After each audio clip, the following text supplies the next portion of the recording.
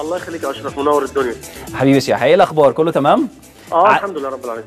عندنا اخبار كتيره الحقيقه يا شيحة. يمكن الحقيقه انت عندك جهد مبذول غير طبيعي الفتره دي في الانتقالات للاعبين، خاصه من نادي الاسماعيلي او الى نادي الاسماعيلي.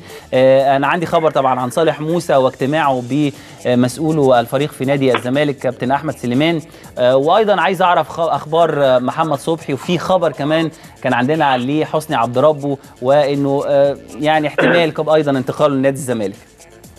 هو طبعا انا يعني مش وكيل صالح موسى، هو طبعا العميد محمد ابو سعود رئيس النادي بيستعين بيا في بعض الامور اللي ممكن تفيد النادي.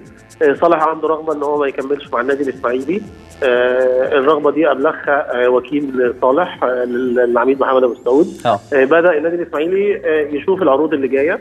جه عرض من احد الانديه البتروليه، وجه عرض من نادي الزمالك. المستشار مرتضى كلم العميد محمد ابو سعود امبارح وطلب منه الحصول على خدمات صالح موسى. ما حصلش ان صالح راح نادي الزمالك. انا رحت امبارح نادي الزمالك وكان معايا 2 موظفين من اداره التسويق في النادي الاسماعيلي، 2 يعني شغالين في النادي بصفتك طبعا وكيل صالح. لا انا مش وكيل صالح. انا مش وكيل صالح. انا داخل في الصفقه كوسيط عن النادي الاسماعيلي، او ان انا بخدم النادي الاسماعيلي في الموضوع. انت عارف ان انا الحمد لله بدون انا مش مسؤول على اي عمولات، انا شغال في الموضوع لصالح النادي الاسماعيلي، مش مع صالح انا خالص يعني. قعدت مع المستشار مرتضى وهو الراجل قال لي ان ميدو عايزه، وميدو النهارده في احد البرامج صرح بكده. كابتن احمد سليمان قال ان احنا لازم الجهاز لما يرجع علشان نشوف القائمه اللي موجوده، الاماكن هتكون بتسمح او لا تسمح بهذا الكلام. اتمنى الاتفاق على كل الامور اللي ما يتعلق بامور النادي الاسماعيلي وصالح، وتم ارجاء الموقف الى يوم الاثنين القادم. يكون الجهاز الفني بقياده احمد حسام ميدو رجع علشان يكتبوا تقرير ان هم عايزين، يعني خلاص كل الامور الماديه تم الاتفاق عليها مع نادي الاسماعيلي ومع صالح. لا هو في يعني في جديد حصل خلال الساعتين 3 اللي فاتوا، ان في احد الانديه الاخرى دخلت بدون ذكر اسامي عشان بس ما يتقالش. هو الحقيقه انا عندي ام بي وبتروجيت، يمكن الاثنين لا دول اصلا مقدمين. يعني عموما يعني في نادي ثاني اخر دخل يعني انا حاسس ان هو مش داخل ياخد صالح موسى، انا داخل يبوظ يعني. ما علينا. تمام. بس طبعا احنا في النادي الاسماعيلي مرينا بالمواقف دي كتير. ما اعتقدش ان احنا هيضحك علينا يعني. تمام.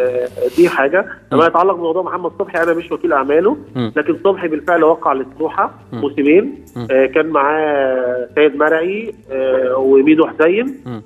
وقع في بيت المهندس فرج عامر من حوالي 3 أو 4 سنين. تمام.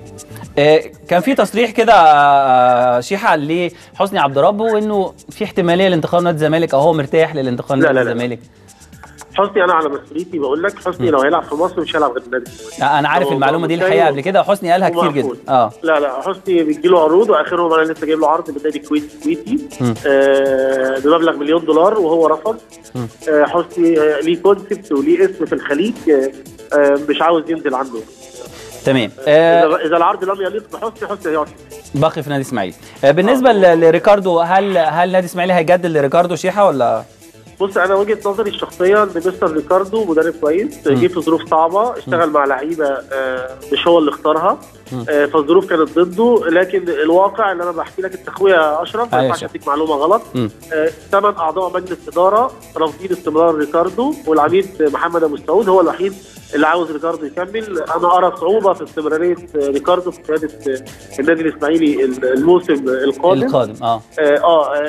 ما اعرفش هل سوء النتائج او الامور الماديه، انا مش عارف ايه الوضع بالظبط يعني. هل في اسماء مرشحه شيحة اترشحت الفتره اللي جايه للقياده الفنيه لنادي الاسماعيلي؟ هو اصلا يعني العميد محمد رافض الكلام في هذا الموضوع. العميد محمد سعود رافض الكلام في رحيل المدرب، لكن انا بكلمك معلومه ليك انت ان 8 اعضاء مجلس اداره لا يرغبوا في استمرار الكوتش يعني. لسه ما حسمش يعني. لا هو اصل انت عارف النادي هو الحاج محمد ابو سعود. يبقى خلاص يعني نقدر نقول ريكاردو باقي. ال8 يعوزوا، لكن الحاج محمد عايزه في الاخر هيحصل. لكن انا بقى كمشجع اسماعيلاوي، ريكاردو لو ما صعدش البطوله اللي هي بتاعت المربع الذهبي، الحاج محمد مش هيقدر يواجه جمهور اسماعيلي، مش هيقدر يواجه، عشان اكون صادق معاك. طيب حتى لو ريكاردو فيه بتحمل المسؤوليه في نص الموسم. اخر حاجه شيحة وسريعا، خالد بيومي ومشكلته، هل سيعود لنادي الاسماعيلي مره ثانيه ولا خلاص؟ بص يعني من القرارات القليله اللي كنت موافق مجلس اداره النادي الاسماعيلي فيها هو تعيين كابتن خالد السيوي مدير رياضي للنادي. دي من احسن الحاجات اللي حصلت. كويس. رحيله بسبب يعني غير مفهوم، تدخلات، ما اقدرش اقول تدخلات يعني، لان انا كابتن خالد طلب مني ان انا ما اقولش يعني. لكن انا بطالب مجلس اداره النادي الاسماعيلي بسرعه عوده خالد زكي لو هم عايزين يشتغلوا صح. يعني بتمنى ان شاء الله شيحه، وبتمنى، انا عارف ان انت عاشق الحقيقه للدراويش والنادي الاسماعيلي ودايما بتسعى لمصلحه النادي. بتمنى لك التوفيق الفتره الجايه والنادي الاسماعيلي كمان. بشكرك شيحه.